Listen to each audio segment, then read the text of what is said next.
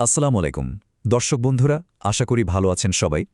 আজকে আমরা এমন একটা বিষয় নিয়ে কথা বলবো যা বিশ্বজুড়ে ক্ষমতার খেলাটাকেই হয়তো বদলে দিচ্ছে।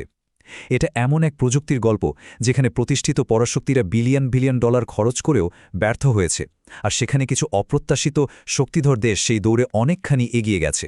এ কথাটা শুনলে অবাক লাগে, তাই না?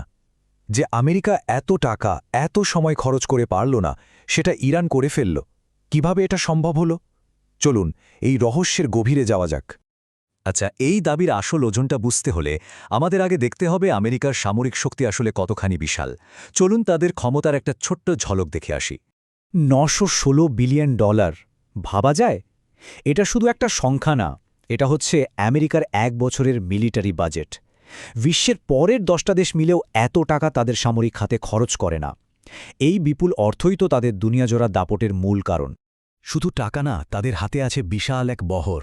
আকাশে দেখুন 13,000-এরও বেশি সামরিক বিমান, আর মাটিতে প্রায় 5 লাখ সাজোয়া যান। মানে দুনিয়ার যে কোনো কোনায় যুদ্ধ করার মতো ক্ষমতা তাদের আছে। আকাশ আর মাটির পর এবার আসি সমুদ্রে। সেখানেও তাদের একছত্র আধিপত্য। 11টা নিউক্লিয়ার পাওয়ার্ড এয়ারক্রাফট ক্যারিয়ার।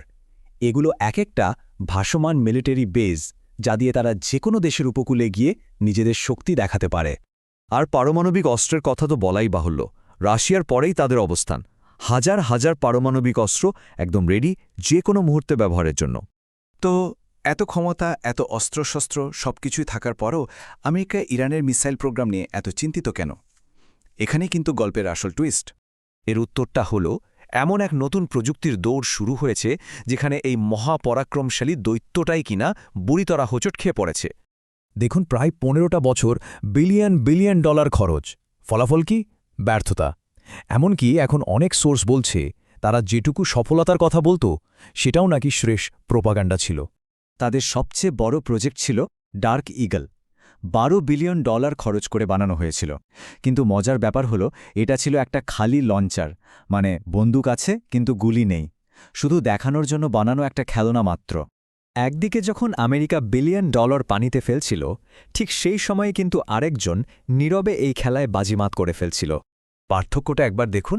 আমেরিকার হাইপারসনিক মিসাইলের গতি 0, কারণ তাদের কাছে কার্যকর কিছুই নেই। আর ইরান বা চীনের শব্দের চেয়ে 7 থেকে 27 গুণ বেশি গতি। অবিশ্বাস্য, তাই না? এখন প্রশ্ন হল, হাইপারসনিক প্রযুক্তি আয়ত্ত করা এত কঠিন কেন? আসলে এখানে 3টা বড় চ্যালেঞ্জ আছে। 1. অবিশ্বাস্য গতি তোলার জন্য একটা বিশেষ ইঞ্জিন লাগবে, যা আবার তেলও বাঁচাবে। 2. বাতাসের ঘর্ষণে প্রায় 3000 ডিগ্রি সেলসিয়াস তাপ তৈরি হয়, সেটা সহ্য করার মতো একটা শিল্ড বা বর্ম লাগবে। আর 3. এই অসম্ভব গতিতে জিপিএস কাজ করে না, তাই মিসাইলকে পথ দেখানোর জন্য নিজস্ব একটা এআই বা ব্রেন দরকার। আমেরিকা এই 3 জায়গাতেই আটকে গেছে। শুধু প্রযুক্তিই না, খরচের দিকে তাকালেও অবাক হতে হয়। আমেরিকার একটা মিসাইল বানাতে খরচ হতো প্রায় 15 থেকে 20 মিলিয়ন ডলার। আর ইরান বা চীনের খরচ কত?